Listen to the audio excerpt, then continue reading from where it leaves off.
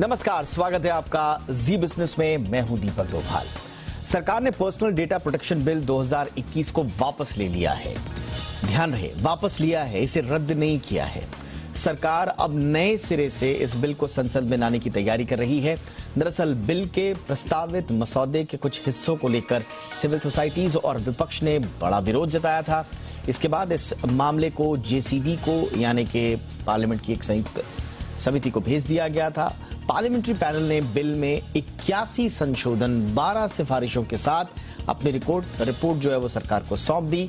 आज हम इस मुद्दे पर चर्चा करेंगे, समझेंगे कि जेसीपी की तरफ से इसमें क्या सुझाव आए थे, उन सुझावों को मानने की बजाय सरकार ने इसको वापस क्यों कर दिया। जो नया बिल आ रहा है, अब जो सरकार कह रही है वो कैसा होगा, उसमें क्या नई चीजें होंगी जो पुराने बिल में नहीं थी। तमाम पहलुओं पर करेंगे चर्चा। बहुत खास मेहमानों का पैनल इस वक्त हमारे साथ जुड़ रहा है। पहले ये रिपोर्ट देखिए, लौट रहे हैं मेहमानों के साथ।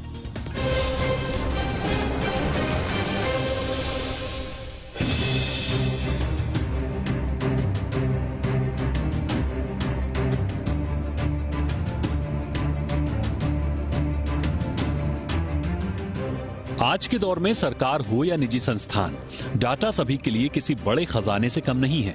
लेकिन ये डाटा कितने सेफ और सिक्योर हैं, इसे लेकर हमेशा सवाल उठते रहे हैं। पर्सनल डाटा की खरीद फरोख्त और इसके गलत इस्तेमाल को रोकने के लिए सरकार ने पर्सनल डाटा प्रोटेक्शन बिल लाया था। इसका मकसद डाटा के प्रोटेक्शन को कानूनी दायरे में लाना था। सरकार ने इस बिल को फिलहाल वापस ले लिया है। कारण साफ है कि जो खामियां बिल में पाई गईं, उसे दुरुस्त कर सरकार फिर से इस बिल को संसद में पेश करेगी। पहले समझना होगा कि सरकार ने बिल वापस क्यों लिया। दरअसल दिसंबर 2019 में जब सरकार ने पर्सनल डाटा प्रोटेक्शन बिल को संसद में पेश किया था, तो इसे लेकर विपक्ष और सिविल सोसाइटीज ने बिल के कुछ हिस्से को लेकर आपत्तियां जताई थी। विपक्ष का आरोप था कि राष्ट्रीय सुरक्षा के नाम पर सरकार को लोगों के पर्सनल डेटा तक पहुंच बनाने का बड़ा अधिकार मिलता है, जो ठीक नहीं है। जांच एजेंसियों को डाटा मालिक की सहमति के बिना भी उसके डाटा को एक्सेस करने के साथ डाटा प्रोसेसिंग करने की छूट को लेकर भी विरोध जताया गया था।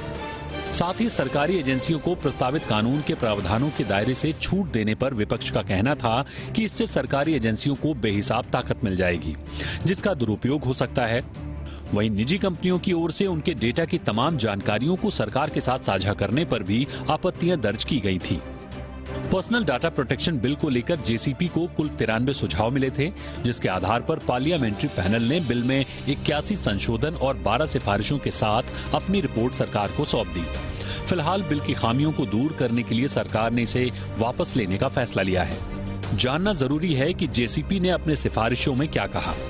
सुझावों और सिफारिशों के मुताबिक पर्सनल डाटा प्रोटेक्शन बिल के दायरे में गैर व्यक्तिगत डाटा और इलेक्ट्रॉनिक हार्डवेयर द्वारा जुटाए जाने वाले डाटा को भी शामिल किए जाने की बात कही गई है। इसके दायरे में सभी सोशल मीडिया प्लेटफॉर्म्स को शामिल करने का सुझाव दिया गया है। साथ ही सुझावों में कहा गया है कि किसी भी सोशल मीडिया प्लेटफॉर्म को भारतीय डाटा को विदेश भेजे जाने पर रोक होनी चाहिए। साथ ही इन्हें भारत में अपना ऑफिस खोलना जरूरी किया जाए।